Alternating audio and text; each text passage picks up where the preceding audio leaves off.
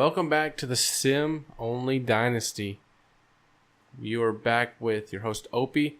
Make sure you go and check out lilshef's channel and see what all magic he's working with over there with Texas State. So no repeat of last year. We did beat LA Tech this year. Thank goodness. I'm relieved because I was actually worried that we weren't going to beat this team this year. We actually scored with 1 minute and 14 seconds left to win this game. That is crazy. Let's just look real quick before we look at the stats. We beat this FCS school 27-0. Lost by 7, lost by 3 in overtime, lost by 7, won by 4, won by 7, won by 4. Every game this year except for the FCS game has been decided by 7 points or less. And many times we've scored in the last, we've scored or the other team scored in the last few minutes to win the game. A lot of close games. Team stats, we 437 yards of offense, very nice there. 27 first downs, 50 carries for 274 yards. That's pretty good. 12 for 26 passing. We had 1 turnover, threw an interception, which is okay. We haven't thrown an interception in several weeks. 10 for 15 on third down. That's a lot better. Red zone, again, we're 100% 5. Red zone trips, 3 touchdowns, 2 field goals. They were 4 for 4 in the red zone with 4 touchdowns. Wow.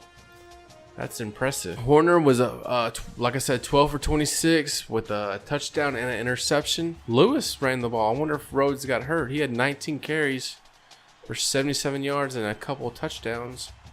Horner ran it 12 times for 76 yards. Rhodes carried it 13 for 79. And the fullback Stewart got another touchdown. Look at that. What is this? The freshman Valentine?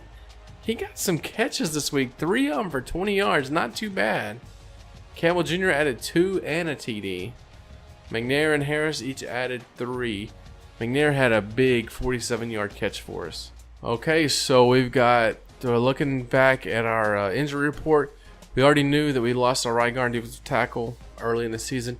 But Ben Nash, he's out. He's questionable. I guess he's missed a few games with a rib injury. While we're over here, let's go ahead and check out the championship contender. The conference standings. So in the West, we're 4-3, 3-1 in conference, 1-0 in the division, and we have a slim lead over UTEP right now. If we continue to win, we should be able to.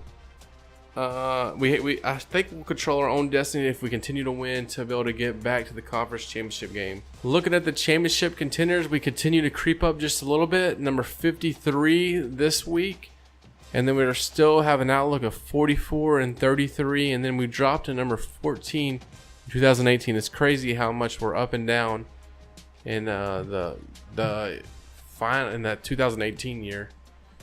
Okay, we got 2 guys we need to schedule to visit. Might as well have him visit against Rice. That's our next game. And then the wide receiver. Oh, we don't want him to visit against Rice. So we'll have him visit against Mid-Tennessee State University or whoever that is. Again, we'll just run down through our recruits.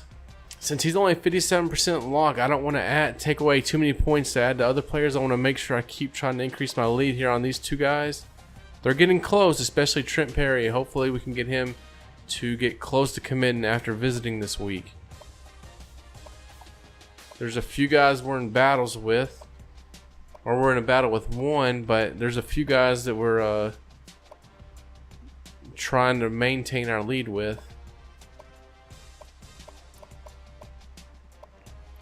Still only have the 1 commit though, but I'm not too worried about it because I think we're going to get some commits here towards the end of the season. Alright, let's look at this game against Rice. Herbie's picking us, and we actually have every arrow, but I don't know why we have turnover differential or -1 and they're +5. It seems like that's kind of messed up, but we have all the arrows and Lil Chef really thinks those arrows are important. Bam, we win again. That means 4 in a row. Not 1, not 2, not 3, but 4 in a row. As we look at the game summary, they scored the first touchdown to make it 7-0. Then we score 31 straight, and we end up winning 34-17. Our first game not decided by, or actually this is our second game not decided by 7 points or less. Team stats, we did not have a good day. Only 384 yards of offense, total offense. That's not near as good as it normally is. Only 218 rushing yards. That's down as well. Passing yards was 166, but we held Rice to 75 passing yards. We had 1 turnover, a fumble loss. They threw 2 interceptions. Horner was 11 for 18, 2 touchdowns, and no picks. Another good day for him. Rushing, Rhodes back, carrying the load, 21 carries for 84 yards and 2 touchdowns. Lewis added 4 for 23, and Horner added 17 carries for 81 yards. Carrying the ball way too much as Horner still, and another fumble. Seems like that's a common thing. If he carries the ball more than 10 times, he fumbles it. Rhodes with 3 catches for 18 yards. We did not pass the ball well at all. Stewart added 3 catches. I think that's the fullback. So our fullback and running back caught 6 of our 11 passes. And then Bush and Valentine, the 2 freshmen, added 1. And then, man, that's just kind of spread out randomly through there. But nonetheless, we did get the win, so we're happy about that. As always, we like to look at the championship contenders. We've moved up to 48. And then for 2018, we've moved back to number 9. We're like flirting with that 8, 11, 9, 14 rating for 2018. I don't understand why it's varying so much. We have a B+ grade. I would think our grade would be a little better than that, but that's okay. We have a new recruit, Edward Simpson, the number 1 5-star strong safety, committed to come to UTSA. Man, I can't wait to get this guy on the field. He's probably going to get redshirted next year. He's going to be in the 80s when he finally reaches the field for the first time. That's going to be a great player for us. Same for Lance Kelly. He's going to be probably redshirted next year, and he's going to be maybe mid-80s by the time he hits the field for the first time. That opened up some points so we can look and see what we're working with on these guys. He's getting close to committing, 90% lock.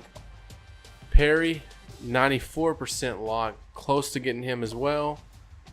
We're in a recruiting actually, we're not in a recruiting battle. He's a 92% lock. Hopefully, when he visits Notre Dame this week, it's not too crazy and he doesn't jump up there too far. But they haven't offered him a scholarship yet, so hopefully we'll be able to grab this guy as well. Speaking of classes, since we added another recruit, we've only signed 2, 1 5-star, 1 4-star, and we're ranked number 64. Not that good, but like I said, we should be getting some recruits here in the next week or 2, and that's going to make all the difference in the world for us. We got a bye week, so no game. Okay, we're back, and we had a bye week last week, so nothing going on for a game. But we will go ahead and look at season stats. Horner, 1,400 yards on the season, 13 touchdowns, and only 6 interceptions. I think he threw 5 interceptions like the first 3 games maybe, and now he's thrown 1 in the last 5. So a lot better by Horner. Rushing, Rhodes, man, 132 yards and 132 carries for 710 yards. Hopefully he'll keep this up and he'll finally eclipse that 1,000-yard mark for the first time in his career. You can see his career stats there. He's getting closer and closer. He should get double-digit touchdowns as well. Lewis and Nash have added a few carries themselves. And Horner, of course, he's carrying the ball like crazy as well. Receiving, Campbell Jr. with 33 catches. Harris with 22. At McNair, 21. Stewart and Rhodes, a few more there. Holman still leading us in tackles. No surprise there. Henry, the right end, is still second. And Leslie Grays, the true freshman, is third in tackles. If we look at tackles for loss, you got 11 by Henry and Holman and 10 by Gray. No surprise there. Those are the 3 leading tacklers, so you would expect them to have the most tackles for a loss. Sacks, Holman with 5, the freshman with 4.5. Interceptions, we got 4 altogether, 2 by Butler, 1 by Dye, 1 by Holman. I'm surprised McGee hasn't had any interceptions. He had 4 last year, but is not able to get any so far this year. We forced 4 fumbles and we've recovered 5.